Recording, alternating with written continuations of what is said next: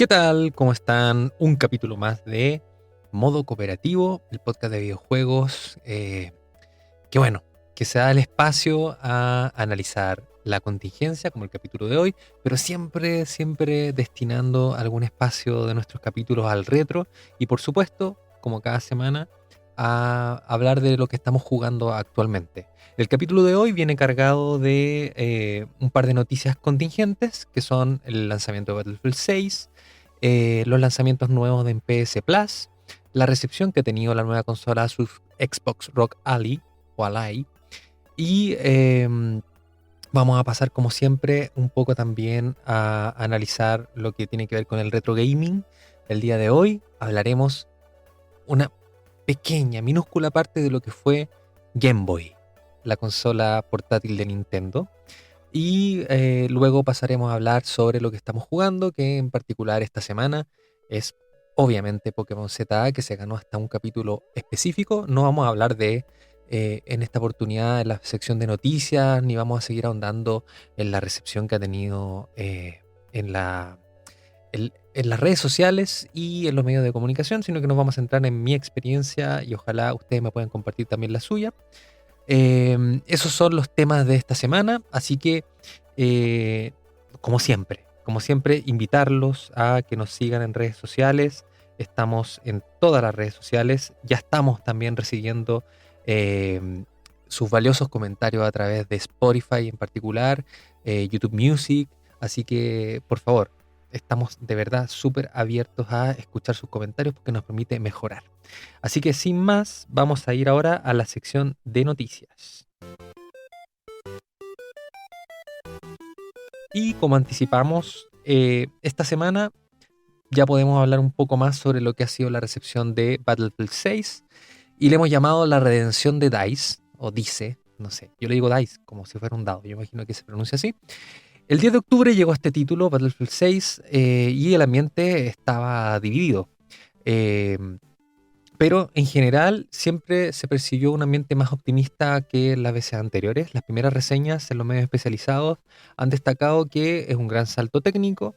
Este tema de los entornos destructibles son mucho más realistas, una dirección artística en esta oportunidad más sólida y un rendimiento muy estable en PS5 y Xbox Series X. En lo jugable, Battlefield 6 regresa a sus raíces, ¿cierto?, en la saga, con mapas amplios, combate táctico y el regreso del modo Conquest con un soporte hasta 128 jugadores, realmente expandiendo o volviendo a esa raíz de esa experiencia bélica de verdad. Sin embargo, no todo es buenas noticias. La comunidad ha reportado fallos de conexión, sobre todo en los primeros días por el hype que había para probar este título, bugs visuales y tiempos de carga quizá más prolongados de lo normal. Y eso es algo que DICE ya comprometió que se van a resolver en los primeros parches que va a recibir el título. Yo no lo encuentro tan terrible, algo más o menos común. Tampoco es que los servidores se hayan caído, sino que los tiempos de respuesta fueron más largos. Evidentemente hubo una saturación, sobre todo los primeros días. Varios creadores de contenido hablaron de ello, pero a mí me parece natural. Yo creo que quizá no se esperaban ese nivel de concurrencia, ese nivel de hype, sobre todo influenciado por la mala recepción que han tenido títulos similares. Bueno, el punto más comentado ha sido el equilibrio. Battlefield 6 logra recuperar entonces esta esencia en la serie, una sensación de una guerra total, un ritmo más frenético, pero sin caer en esta saturación caótica que vimos en Battlefield 2042. En conclusión, tenemos que DICE está en un proceso, llamémosle, de redención. No es perfecto aún, pero marca un regreso bastante prometedor, sobre todo para estos fanáticos fieles de la saga. Em, si logran mantener, obviamente, un soporte constante y mantener unida a la comunidad, yo creo que Battlefield 6 se podría convertir en el título que devuelva ese prestigio que ha tenido siempre la saga respecto a títulos como Call of Duty, bueno, se ha robado la escena el último tiempo. Este quizás sea el momento. En PlayStation Plus Extra y Premium durante octubre, Sony actualizó el catálogo de suscripciones con un mes un poco más fuerte. Los títulos destacables por parte nuestra son, por supuesto, Silent Hill 2 Remake, eh, ya lo conocemos, el regreso de este clásico survival horror que le fue bastante bien como crítica cuando salió a la venta, no tanto quizá en ventas, ya, no creo que los números no lo avalan como un superventas, pero sí la crítica y los que lo pudimos jugar lo valoramos mucho. Yo jugué muy poco, en verdad. No pensé que era para mí, pero no lo era. Así que rápidamente lo vendí, pero sí valoré mucho el remake. Si uno estudiaba lo que era la versión original y el remake, realmente fue un muy buen resultado. Otro título, Until Dawn Remake, y que llega justo, ¿cierto? Un par de semanas antes de Halloween. Así que también buen título, poderoso, Silent Hill, Until Dawn. As Dusk Falls, esta joya narrativa, ¿cierto? Con enfoque en decisiones, que también llega a PlayStation Plus. Y Yakuza Like a Dragon, título que yo entiendo que lleva harto tiempo ya disponible en Xbox, ¿no? En la Game Pass. Creo que sí. Yo creo que lo jugué ahí. Em, con esta alineación que ha sido recibida con bastante entusiasmo en redes sociales porque combina estos remakes nostálgicos que nos salieron hace mucho tiempo. Está bien, no es un día uno, pero no hace mucho que vimos que salió, por ejemplo, en el caso de Silent Hill 2, hace un par de meses nada más. Así que lo que está haciendo Sony con esto, la interpretación que uno puede darle es que le está dando un poco más de reforzamiento a lo que es PlayStation Plus para poder acercarse un poco más a la experiencia o lo que ofrece Game Pass. Yo creo que está lejos todavía de poder competir, pero todavía no se atreve a dar el paso de que ciertos títulos puedan hacer su lanzamiento en día uno. Es complejo, ¿ah? Quizá lo que ha hecho Microsoft con la compra de distintos estudios le permite que su modelo de negocio aguante, soporte estos lanzamientos día uno, aunque sea en una suscripción más premium.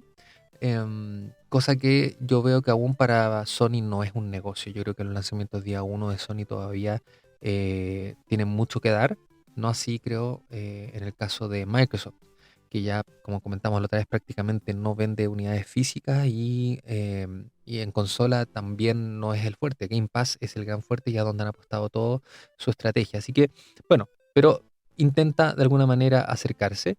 em, pero PlayStation Plus yo diría que se empieza a consolidar y se sigue consolidando como una biblioteca más, podríamos decir, atemporal, eh, respecto a un Game Pass que tiene una altísima rotación y que también apuesta a este tema de la actualidad, ¿cierto? Estar mucho más al día en los nuevos títulos. Así que eso es lo que llega este mes, o a mitad de octubre prácticamente, llega a PlayStation Plus y Premium.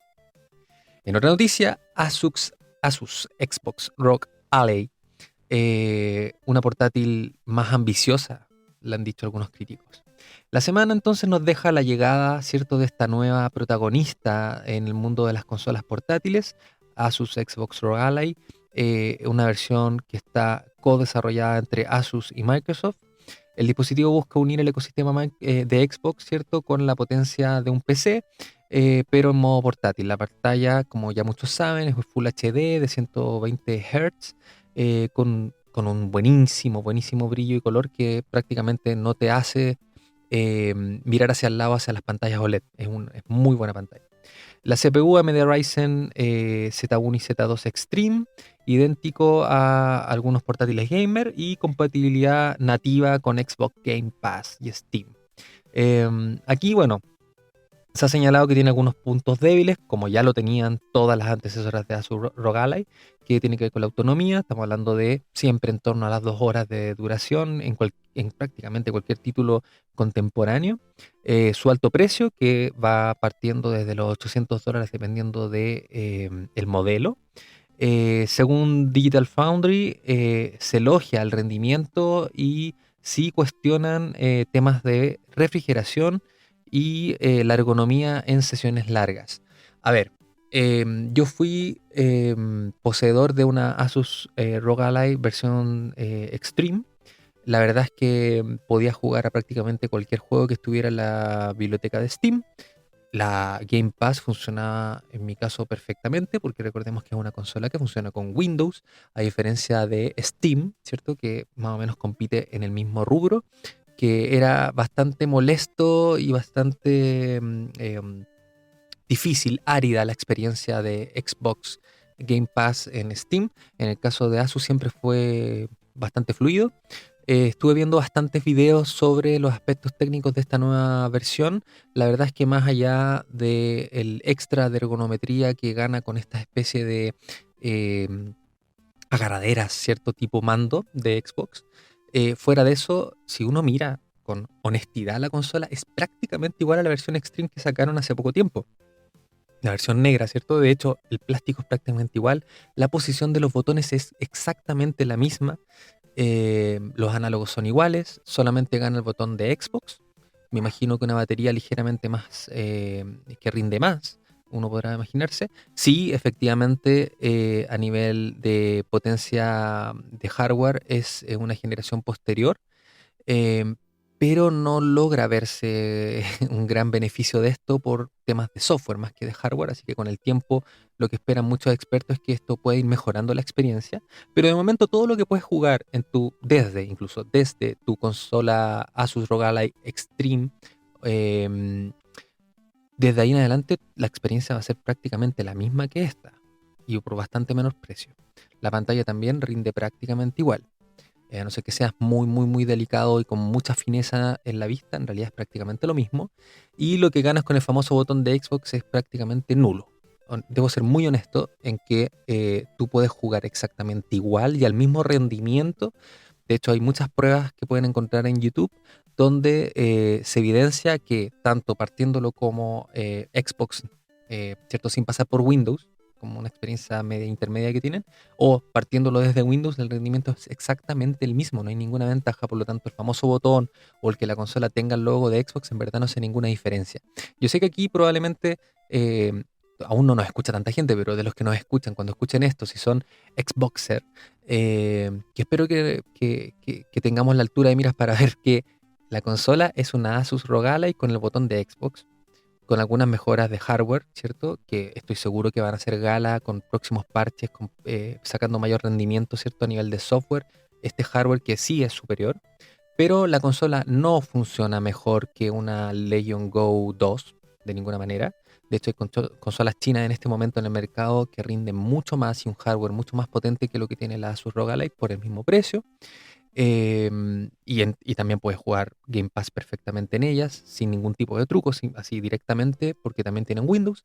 Por lo tanto, lo que se gana con esta consola, francamente, es poco. Pero si tú no tenías una Asus ROG Ally, o no la vendiste como mi caso, porque me aburrí del tema de la duración de solo 2 horas de, con juegos básicos, digamos, o sea, no me refiero a juegos básicos como Dave the Diver, cosas así, estoy hablando de juegos básicos, no sé, un Hogwarts Legacy, por ejemplo, la duración era de 1 hora y algo, porque en realidad yo no solía bajar todo al mínimo, porque eso es lo otro, si la quieres jugar al máximo de la potencia, que es lo que te da el hardware, te va a durar menos de 2 horas incluso, ya dependiendo de qué título estés jugando. Entonces, es bien relativo. Lo otro, y para terminar, podemos hacer un capítulo especial, quizá, no sé si de la consola, pero sí del modelo de negocio de Microsoft. Esta consola, insisto, es un PC consolizado. Esa es la manera correcta de definirlo. Una consola como tal tiene su propio sistema operativo. De hecho, Steam Deck yo diría que es más consola que una Asus ROG Ally o algunas versiones chinas que andan dando vuelta, porque tiene su propio sistema operativo diseñado basado así en Unix o Linux, pero diseñado para funcionar con videojuegos. Entonces, es otra la experiencia y yo lo acerco mucho más a lo que es una consola. En cambio, este caso no, es prácticamente una surrogala tal cual, pero con la pegatina o el botón, en este caso, de Xbox. Así que bueno, pero eso no quiere decir que sea una gran consola, insisto. O sea, no tiene nada que ver. O sea, es un hardware espectacular. Quizá si no hubiese ya vivido la experiencia anterior con la Asus ROG Ally, probablemente también hubiese caído en las ganas de tenerla en mis manos porque es fantástico la idea de poder jugar a este nivel gráfico, ¿cierto? Y de potencia desde tu sillón o viendo escuchando algún video en YouTube, ¿cierto? En la cama. Pero para una duración menor a 2 horas se complica, en verdad. Y no es tan portable, y esto es súper claro, como una Switch, ¿cierto? Que si es una consola portable y así todo dentro de todo, yo critico la ergonometría que tiene la Switch 2. A rato se me hace incómodo tomarla, pero ya en la época, insisto, de la primera ROG Ally era muy incómoda de tomar, muy grande, esta es más pesada incluso. Así que bueno, Eso fue, eso fue el análisis de la llegada de la Surrogale, que hay mucha gente dividida peleando como fanáticos que son de las distintas consolas, pero bueno, en una pelea que en verdad me parece una verdadera tontera. Bueno, ahora vamos a hablar de Nintendo Switch 2, ¿ya? Que está apostando a las ventas que puede llegar a tener, porque se está perfilando como la consola más vendida de la historia, al menos de Nintendo, si es que no de la historia de todos los videojuegos. Eh, entonces, para llegar a ese camino, para alcanzar ese objetivo de ser la más vendida, la compañía está tratando de aprender de los errores que cometieron con la PS5, pues planean producir 25 millones de unidades antes de marzo del 2026 para evitar cualquier opción de desabastecimiento. En las primeras semanas, recordar que Switch 2 superó los 5 millones de unidades vendidas solo en sus primeras 2 o 3 semanas. Se impulsó con títulos como Mario Kart World, Donkey Kong Bonanza y ahora con Leyendas Pokémon Z, que con toda la polémica ha vendido como espuma o ha crecido como espuma. Nintendo entonces quiere cubrirse ante cualquier contratiempo logístico, y empieza ya a aumentar, a darle una inyección a la producción de consolas con estas 15 millones de unidades, 25 millones de unidades adicionales que van a estar disponibles hasta marzo del próximo año.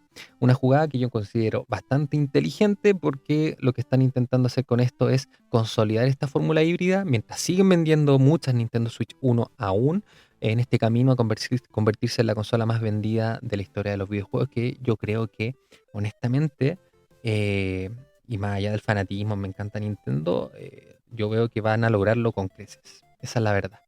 Así que eso fue las noticias de esta semana, la selección de noticias. Y ahora un agrado, un verdadero agrado. Vamos a analizar una consola retro de aquellas, que merece un capítulo propio, un capítulo largo, largo, largo, largo. Pero hoy vamos a hacer memoria en este capítulo de la semana del 17 de octubre del 2025 a lo que fue la Game Boy, la original. Vamos a viajar en el tiempo a 1989. Nintendo lanza la consola portátil que no solamente definió el futuro del gaming portátil, sino que también demostró que la simplicidad y la durabilidad pueden ganarle a la potencia. En esa época sí, totalmente. El lanzamiento. Game Boy se lanzó el 21 de abril de 1989 en Japón y unos meses después en Estados Unidos.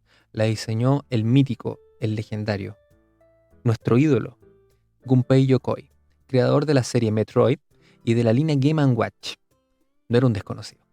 Fue concebida bajo la filosofía Lateral Thinking with Wider Technology, que es usar la tecnología madura, barata, eficiente y hacer algo innovador. Habían desafíos técnicos. La Game Boy tenía una pantalla LCD monocromática de 160 por 144 y solo 4 tonos de gris verdoso. Muchos críticos de la época la consideraron anticuada frente a competidores como la Atari Lynx o la Sega Game Gear, que ya ofrecían color y un hardware bastante más potente. Pero Nintendo apostó por la autonomía, que era más de 10 horas con 4 pilas AA. Yo creo que algunas personas que escuchan este podcast hasta ni conocen las pilas AA. Bueno, este ocupaba 4 pilas AA y en su catálogo inicial incluía Super Mario Land, una maravilla para todos los que tuvieron la suerte de tener una Game Boy, el poder jugar un Mario en una consola portátil, Tetris, Alleyway y un juego de béisbol. Tetris en particular fue un fenómeno mundial. Millones de consolas se vendieron solo porque traían este título, que fue parte de la estrategia de llegada a Occidente, particularmente a Estados Unidos. Ese es un vende consolas como tal. En su primer año vendió más de 4 millones de unidades y para el final de su ciclo se calcula que llegó a vender más de 120 millones, sumando las variantes Pocket y Color. Algunas anécdotas. La Game Boy sobrevivió a una explosión. Sí. Esa Game Boy famosa que supuestamente sobrevivió a una explosión en la Guerra del Golfo y que cuando la buscaron para encenderla aún funcionaba. De hecho, aún está exhibida, si es que alguno de ustedes es el afortunado que pueda viajar, en el Museo Nintendo World de Nueva York. Ahí la pueden ver. Otra curiosidad, durante el lanzamiento en Estados Unidos, Nintendo distribuyó Tetris con cada consola, como ya les comenté, porque decidieron cambiarla. Originalmente iba a salir con Mario. Imagínense lo que significa. Ya la NES había sido exitosa. Ya la Super Nintendo entiendo que ya también estaba en la calle y ellos van y apuestan por eliminar a Mario, que ya era conocido, y lanzarse con Tetris, este juego de origen ruso, imagínense. Y dieron en el clavo, por supuesto que sí. ¿Por qué? Porque lo que querían era llegar no solo al público infantil, sino que también al público adulto. La Game Boy marcó el inicio del dominio portátil de Nintendo, de los que ahora disfrutan, por ejemplo, su Nintendo Switch. Deben saber que ese fue el inicio. Ese fue el inicio del dominio total de Nintendo en el mundo portátil.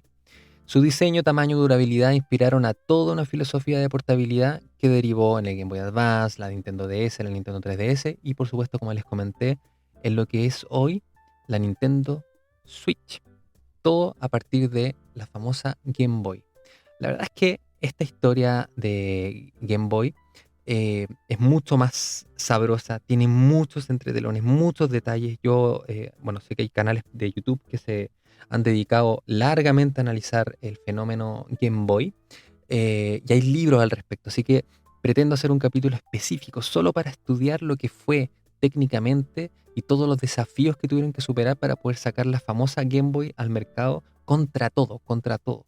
Sería algo difícil de pensar. Yo creo que es comparable con lo que, sí, podría ser comparable con lo que pasó con Nintendo Switch en su momento, cuando muchos decían que era una consola que salió 10 años atrasada, cuando estábamos en la generación de PlayStation 4, y fue capaz de abrirse un espacio que Nintendo había perdido en el mercado de consolas de sobremesa, con este concepto híbrido. Incluso teniendo en el mercado la misma Nintendo 3DS, en su última versión, la New 3DS, Nintendo apostó por eso, por lo que lo había llevado a la gloria con Game Boy.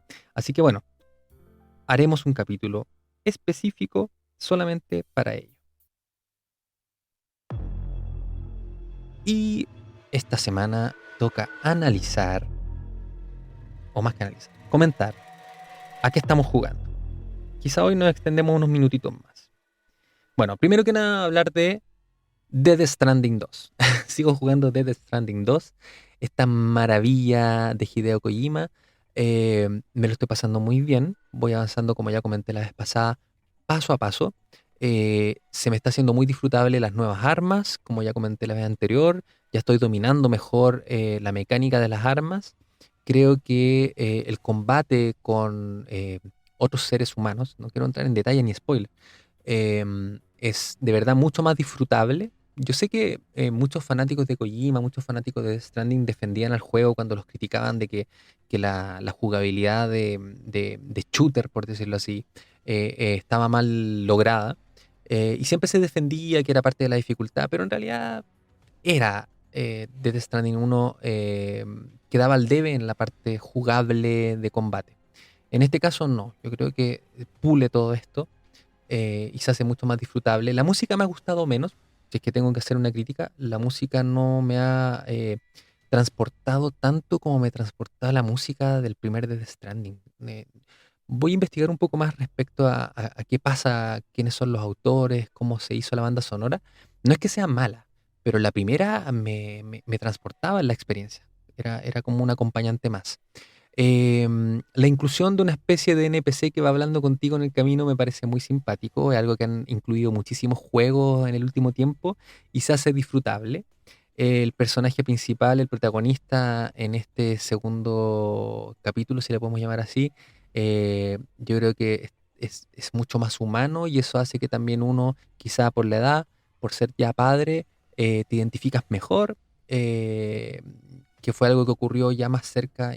Insisto, no quiero entrar en detalle, aunque imagino que el uno prácticamente todos saben de qué se trata. em, Más al final tú te empezabas ya a conectar con ese rol más paternal. Pero en mi caso, en este, desde un principio, y tú ya estás conectado con esa vibra de padre, ¿cierto? Así que algo que también se ha dado mucho en los videojuegos que han salido últimamente, esa lógica muy como el de las of Us, de The Stranding ahora y al final del anterior. Incluso algunos dicen hasta Donkey Kong Bonanza tiene un poco esto de la paternidad en esta dupla que hacen, ¿cierto? Con Pauline. Manteniendo obviamente las proporciones, por favor, pero es más o menos la dinámica. Y bueno, ¿qué más estamos jugando? Estamos jugando Pokémon ZA. Llegó ayer, jueves 16, e inmediatamente empecé a probarlo. Ya. Vamos ahora. Yo dije que no iba a hacer un capítulo de análisis, por lo tanto ahora me voy a dedicar a hablar un poco más desde mi experiencia, ya no información técnica, no la recepción de la prensa, sino que directo. Em, Primero, en términos generales me parece un juego que es muy disfrutable. Al principio tuve mis dudas por la lentitud con la que quizá al principio avanzaba o cómo te limitaba la jugabilidad a ciertas zonas específicas. Cuando ya superas esa parte es muy, muy, muy entretenido. Tiene muchos recovecos, muchas zonas donde te puedes meter, no mucho edificio donde meterse, pero sí mucho de esto que sí, lo que prometían un poco en los trailers, mucho parkour, mucho darse vuelta por el mapa, muchos secretos, mucha misión secundaria, que eso más o menos lo hereda, es más o menos la misma dinámica de Arceus, que habían cosas que a mí se me habían olvidado, y las recordé con este título y digo que bien, positivo. Puedes atrapar Pokémon en zonas específicas delimitadas, ¿cierto? Como una especie como de mini zona safari, pero también puedes hacerlo afuera. Yo en un momento pensé que solamente iba a estar limitado a esas zonas verdes que trae el juego, muy delimitadas, y no. También se pueden atrapar Pokémon que vayas encontrando en la ciudad, en partes secretas, en pasajes, y ahí te vas a encontrar Pokémon específicos, lo cual le hace también muy entretenido, porque siento que, eso sí lo tengo que decir, que las zonas delimitadas es directamente una zona donde tú sabes específico qué Pokémon va a aparecer y dónde va a aparecer. O sea, es algo que si eso yo creo que se queda medio mal, porque los Pokémon desaparecen. Esta lógica de que el Pokémon se arranca de ti sin siquiera haber intentado atraparlo y se arranca y se esfuma como si fuera un fantasma. A mí eso no me gustó mucho. Yo hubiese preferido que se arranque y te haga difícil el atraparlo, ¿cierto? Que se esconda en un árbol donde no sea posible quizá encontrarlo, que se entierre en la tierra. Creo que eso se podría haber logrado mucho mejor, que se desvanezca, porque eso no tiene sentido. Los diálogos están mejor logrados, es mucho más inteligente la manera de dialogar que lo que fue Escarlata Púrpura y los últimos títulos, que eran muy básicos en diálogo. Estos son un poco mejores, pero por lo mismo, por la riqueza que tiene o la mayor riqueza que tienen esos diálogos, es que yo quiero decir que siendo fanático de Pokémon, creo que este debe ser el último título de la historia de Pokémon que no tenga doblaje. O sea, se merece tener doblaje. Es incómodo ese silencio de las bocas moviéndose y ahora ni siquiera con un sonido tipo Animal Crossing, que algo podría haber ayudado, sino que es simplemente texto y y la boca moviéndose en un silencio total. Y además, como sabemos que la expresividad de los rostros en el motor gráfico y el diseño que tiene este título y el anterior de Game Freak, tampoco ayuda porque no son rostros expresivos, por lo tanto quizá lo que podría mejorar con un buen doblaje y suplir, cubrir un poco esta falta de expresividad, no se logra con un texto plano en silencio. Hay muchos, muchos momentos largos de silencio, literal, mientras te están hablando. Y eso es incómodo, es raro, no conecta. O sea, en los tiempos que vivimos, en realidad ya se hace necesario. E insisto, con un mundo o una ciudad tan viva, llena de opciones, suena más extraño o no suena, lo cual me es muy extraño. No suenan las voces y eso se hace muy incómodo al momento de jugar. La dinámica de combate es mucho más relajada, es mucho relajada en el sentido de que ya no requiere tanta estrategia de solo cuatro movimientos específicos. Ahora incluso no tienes que ir a un tutor de movimientos para recuperar movimientos anteriores, sino que los puedes seleccionar, lo cual es muy cómodo. Los Pokémon interactúan mucho más con el entorno, ¿cierto? Con rocas. O sea, para dar un ejemplo a los clásicos, el hacer el Rock Smash es literalmente lanzar a tu Pokémon mientras vas caminando y mandarlo a romper rocas, y eso lo hace mucho más dinámico, ¿cierto? Que tener que abrir y buscar el HM, como era el método clásico, eso está muy bien. Pero volviendo al combate, me parece que sí es interesante la propuesta, pero no me termina de cuajar el nuevo estilo de combate. Quizá yo soy más clásico. Me gusta la idea, o sea, esto de que hay ataques que son más rápidos en recuperación, ¿cierto? Más rápidos también en poder preparar el ataque, ¿cierto? Hay ataques más rápidos de preparación, más lentos de preparar, más rápidos de recuperar, me refiero a como a la especie de estamina, ¿cierto? Que se va a ir cargando por ataque. E incluso si tienes un Pokémon rápido, se va a notar más, o al menos eso estoy experimentando. Pokémones rápidos efectivamente pueden atacar más veces mientras el rival se demora más en atacar. Y eso lo hace rico, encuentro, porque la dinámica de combate tradicional de Pokémon, un Pokémon rápido es que ataca antes. Solo eso. pero acá un Pokémon rápido puede atacar más veces respecto a un ataque más poderoso del rival. Lo otro también que he identificado es que efectivamente esta posibilidad de alejarse en el momento que vas a recibir un ataque, sobre todo cuerpo a cuerpo, por ejemplo, o esconderse detrás de algo si es que pudiese, sobre todo con un Pokémon salvaje, de repente te puedes esconder detrás de un pastizal, detrás de un matorral, evitas el ataque, ¿cierto? De manera como de interacción con el ambiente, eso está interesante, pero como el movimiento tampoco es tan fluido como uno quisiera, tam- tampoco es tan claro. ¿Cuál es el punto? Em, Tú te mueves como entrenador, ¿cierto? Estás en tercera persona, te mueves y a veces el Pokémon te sigue, otras veces no te sigue, a veces se queda atrapado como de manera torpe entre una zona y otra. A veces se teletransporta hacia donde estás, otras veces no y queda peleando solo. Esos detallitos hay que pulirlos sin duda y eso hace que quizás este tema de combate sea menos disfrutable, pero sí en combates con entrenadores es más, está más logrado, encuentro yo. Pero aún no me termina de cuajar. Yo creo que falta todavía para que sea realmente la nueva dinámica de combate de Pokémon y que probablemente va a traer muchos más fanáticos a la franquicia, porque hay mucha gente que no le gusta el combate por turnos tradicional, aunque esto es un combate por turnos, eh, ¿cómo podríamos decir? Hecho acción, ¿ya? Llevado a la acción. Así que la verdad es que en términos generales, yo creo que es un buen título de Pokémon, es mejor que Escarlata Púrpura, lo estoy disfrutando más, no me estoy distrayendo tanto en las fallas, en estos trayectos largos en un mundo vacío, porque claro, ahora nosotros disfrutamos con el parche en Switch 2 un montón de mejoras, mayor cantidad de partículas dentro de la pantalla, ¿cierto? Que mejoraron un poco la experiencia Escarlata Púrpura, pero igual era un juego que tenía grandes espacios vacíos que no tenían ningún sentido. En este caso no. La gente sigue criticando el tema de las texturas, las murallas, los vidrios que deberían ser más realistas, ¿cierto? La verdad es que no aportan nada a la experiencia. Si es que fuesen mejores, no me hace nada. El resto de las cosas se ven muy bien, colores luminosos, alegría, muy al estilo Pokémon como debe ser, personajes mucho más interesantes, los NPC me parecen mucho más eh, pucha, bonitos. Voy a decir bonitos. ¿Ya? Me voy a salir un poco acá del protocolo. Son personajes bonitos, llaman la atención, seguramente eh, es un buen gancho, insisto, para nuevas generaciones que se quieran incorporar a la saga. Y bueno, para cerrar, hacer una mención, estuve ahí debatiendo por Twitter respecto a si este título era de la saga principal o no.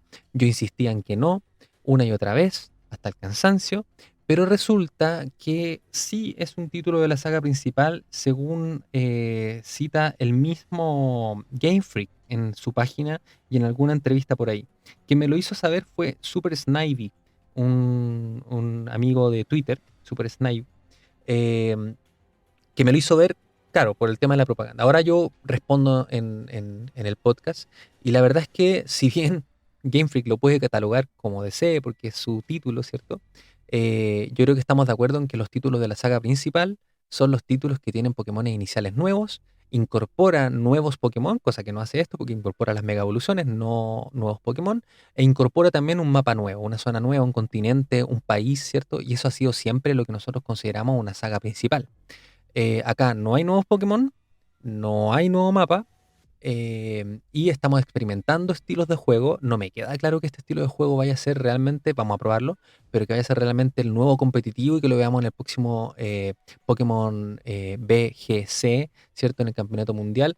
Lo dudo mucho, honestamente, como ha pasado con otros títulos, la escena competitiva nunca jugó Arceus como competitivo. Y yo creo que en esta oportunidad, ojalá que sí, ojalá que me equivoque, porque se ve muy interesante que puedan desarrollar mejor estos combates, este nuevo estilo de batalla, pero seguimos con campeonatos de Pokémon competitivo con Escarlata Púrpura. Lo mismo pasa con las cartas. Seguimos en la saga Escarlata Púrpura hasta que no existe una nueva saga de lo que yo llamaba la línea principal. No sé cómo lo vamos a llamar, pero efectivamente para mí esto sigue siendo un spin-off, ¿ya? Y lo sigo entendiendo así, y por eso mismo lo disfruto de esa forma, y espero y invito a todos que disfruten este juego. Si tienen una Nintendo Switch 2, cómprenlo porque yo pensé que no hacía la diferencia, y sí hace la diferencia. La performance que tiene el juego, 60 FPS, es mucho más disfrutable, en pantalla dan ganas de jugarlo, más que en portátil incluso.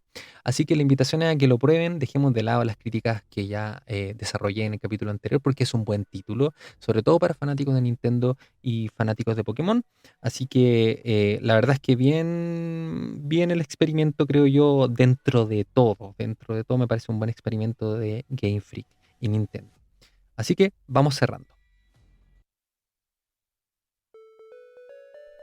Y bueno, espero que hayan disfrutado el capítulo de hoy. La verdad es que lo hicimos como siempre, con todo el cariño, con todas las ganas de mantenernos informados, con cumplir con esta dinámica del capítulo de noticias semanal y un par, porque ya vamos en un par, no solo uno, un par de capítulos especiales entre medio. Si nos estás escuchando en YouTube Music, por alguna razón, te invitamos igual que te conectes con nosotros en alguna plataforma de podcast especializado. De verdad la experiencia es mejor. Pero si no, nosotros seguimos ahí también en YouTube Music, disponibles también. Y por supuesto, si nos sigues en cualquier otra plataforma de podcast, no olvides dejarnos tus comentarios, son muy valiosos para nosotros. También síguenos en redes sociales. En Twitter estamos bien activos y vamos a estar cada vez más activos en todas las demás también. Así que fue otra semana más de esta pasión que tenemos de los videojuegos y como siempre decimos cada semana, recuerden que los videojuegos y la vida se disfrutan mucho más en modo cooperativo. Será hasta la próxima.